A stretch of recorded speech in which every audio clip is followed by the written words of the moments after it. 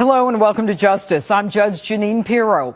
Breaking news tonight as Kansas City police sources tell Justice they have found Jersey, the homeless man wanted for questioning in the disappearance of baby Lisa.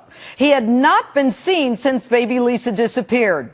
Often on a red bike in baby Lisa's neighborhood, his real name, Johnny Tanko, and he's known to carry a switchblade.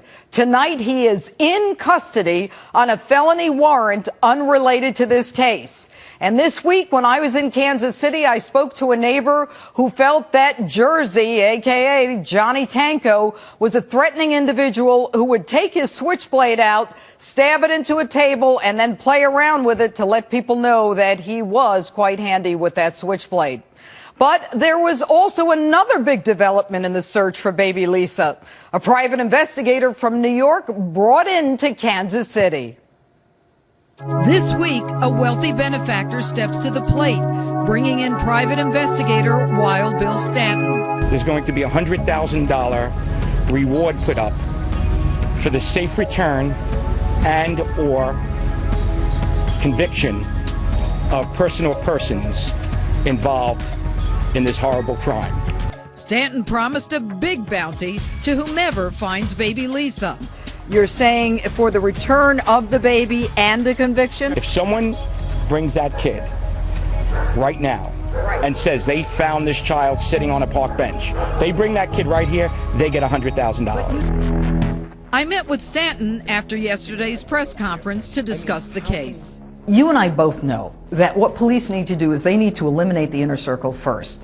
What's amazing is they've never said that the parents are suspects. So we don't know if it is the inner circle, and we don't know if it happened outside of that inner circle. I mean, everybody seems to be stumped. And that's what I think has the public so fascinated and what's so compelling, that if someone tried to concoct the perfect crime and snatch a kid and take them out of a location, you couldn't do it. You couldn't do it. There would be a trail, there would be a witness, and we're not dealing, whoever did this is not a criminal mastermind. Pat Brosnan, former detective with the NYPD. All right, Pat, welcome. What do you make of all of this? I'm not even sure where to start.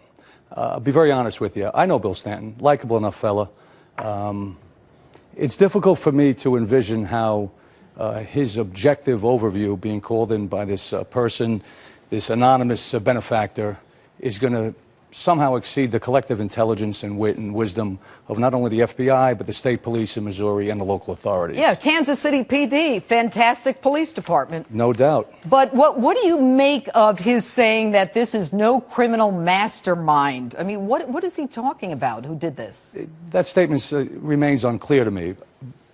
But I think what he's trying to state is that this crime, if it was a crime, if there's actual crime behind it, if the child was abducted, didn't require a criminal mastermind. And I part company on that. And we'll get into that. Well, okay, so what do you mean? Well, in other words, the theft and sale of babies is a flourishing, facilitated black market in America. It's a fact. If, in fact, it turns out that when you deconstruct the parents' statements, the factual inconsistencies in their statements, some of the highly improbable scenarios that they've preferred in relation to the time scene. What are you saying when you deconstruct? Are you saying that their stories are inconsistent or their statements are unreasonable, illogical? Illogical, inconsistent, not consistent. How are they inconsistent, Pat? Well, the first thing is we have a couple of very serious anomalies. We have a baby who didn't cry. We have brothers who didn't wake up. We have baby monitors that evidently didn't capture the crying, but they were supposedly on. We have a dog that doesn't bark. So we have the baby that doesn't cry, the dog that doesn't bark, the lights that mysteriously went on after 10:30 when the mom went to sleep. And they were off when she went to sleep. They were on when the husband came home. The door was unlocked when he came home. It was locked when she... This is what's bizarre interesting about this is that, when you have a baby who's sick, You know, any mother doesn't need a baby monitor. And she says that monitor was on. But what's crazy about this is even they say it doesn't make sense. But, you know, now add to all of this lunacy, you've got this benefactor who brings in this wild Bill Stanton, who's offering $100,000, who brings in apparently an attorney who is or isn't retained. We'll find out later in the show. What is this all about? Have you ever seen anything like this? This is actually new turf. I got to tell you, this is a new one. I'm to understand that this benefactor, this mysterious benefactor, reached out across from Kansas City and plucked Bill Stanton out of City Island, where he's located, in Bronx County. Said, this is the guy who's going to bring together and somehow elevate the investigative gathering of clues and evidence more so than the Missouri State Police, the FBI, and the local authorities. And the Kansas City Police. And you know what? Here's the thing. You and I both know, Pat, we're in law enforcement a long time, both of us. Absolutely. That PD is not sharing information with him.